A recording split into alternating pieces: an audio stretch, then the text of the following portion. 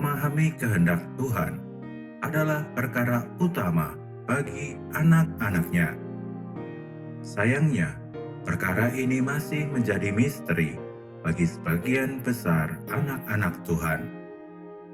Perkara memahami kehendak Tuhan tidak berkaitan dengan cara atau metode tertentu. Perkara ini berhubungan erat dengan pribadi kita masing-masing. Ada beberapa orang yang menyukai kebenaran Alkitab. Mereka damba untuk mengerti lebih banyak tentang kebenaran Alkitab. Mereka merasa diterangi dan diteguhkan. Orang-orang ini menyentuh Alkitab dengan pikiran mereka. Hal ini tidaklah sepenuhnya salah, karena seseorang tidak dapat menjalani kehidupan kekristenannya tanpa menggunakan pikiran. Tetapi pemahaman mental tentang doktrin atau kebenaran saja belum cukup untuk menjalani hidup kekristenan yang benar. Ada sekelompok orang lain yang memiliki roh yang menyala-nyala. Ketika mereka menyentuh firman Tuhan, mereka beroleh sukacita dan semangat, atau menangis karena tersentuh. Dan saat semangat mereka terbakar, mereka segera mengabarkan kebenaran ini kemana-mana.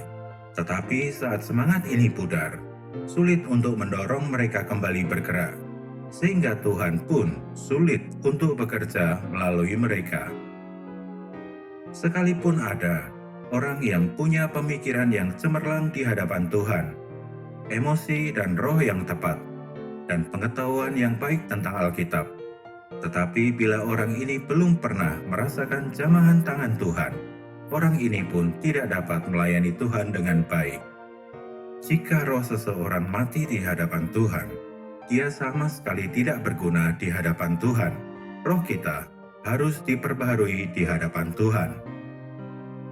Tetapi puji syukur kepada Tuhan, di dalam kitab Efesus pasal 1 ayat 13 dituliskan, setiap orang yang percaya kepada Tuhan Yesus Kristus telah dimeteraikan dengan Roh Kudus. Dan di dalam Kolose pasal 2 ayat 13 tertulis, roh yang kita terima ini menghidupkan kita. Roh kita yang dihidupkan ini adalah manusia batiniah kita, seperti yang disebutkan dalam 2 Korintus pasal 4 ayat 16. Tetapi di pihak lain, kita masih mengenakan manusia lahiriah yang berdosa. Walaupun Roma pasal 6 ayat 6 menuliskan, manusia lama sudah diselesaikan di atas kayu salib, tetapi hidup ciptaan lama ini masih ada bersama kita. Dan karena harta yang adalah manusia batiniah ini dinyatakan melalui bejana tanah liat yang adalah manusia lahiriah kita, maka ekspresinya bisa berbeda-beda pada tiap-tiap orang. Hal ini tergantung pada komposisi pikiran, emosi, kehendak, dan kemampuan masing-masing orang. Oleh sebab itu, penting bagi kita untuk menangani manusia lahiriah. Bila tidak, hal ini akan selalu menjadi penghambat kita dalam melayani Tuhan. Agar seseorang yang percaya dapat hidup bagi Tuhan, dia harus menaklukkan manusia lahiriahnya di hadapan Tuhan, agar manusia batiniahnya dapat diperhidupkan. Hari ini, ada banyak orang yang telah mempersembahkan diri atau berkonsekrasi. Tetapi, konsekrasi mereka tidaklah mutlak. Mereka mempersembahkan diri menurut kesukaan mereka. Mereka hanya berkonsekrasi jika sesuai dengan kesenangan atau minat mereka. Begitu semangat mereka pudar, konsekrasi mereka pun mengiringinya. Apakah seseorang yang seperti ini sedang melayani Tuhan? Ataukah mereka sedang melayani daging dan kesenangan pribadi mereka? Yang jelas, mereka belum mempersembahkan diri seutuhnya kepada Tuhan. Kita harus mengabdikan diri kita, termasuk keinginan kita kepada Tuhan, dan mengizinkan Dia untuk memegang kendali atas pikiran dan emosi kita. Kehendak Tuhan hanya diungkapkan kepada orang yang menaklukkan kehendaknya kepada Tuhan. Tuhan tidak pernah memaksa kita. Dia menunggu kita untuk berkata, "Bukan kehendakku, melainkan kehendak-Mu-lah yang terjadi." Di dalam Kejadian pasal 18, Saat Allah hendak menghukum kota Sodom, Allah menyatakan kehendaknya kepada Abraham.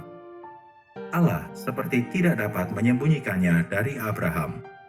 Abraham adalah sahabat Allah. Tidak ada penghalang antara Abraham dan Allah. Tetapi tidak ada percakapan yang serupa dengan Lot. Abraham memiliki kualifikasi untuk memahami kehendak Allah, sedangkan Lot tidak. Selain mempersembahkan diri mutlak bagi Tuhan, kita juga perlu menyingkirkan semua penghalang kita. Mungkin ada sifat-sifat lahiriah seperti keras kepala, sombong, atau dengki yang menghalangi kita. Kondisi rohani yang sakit seperti ini menghalangi pemahaman kita tentang kehendak Tuhan.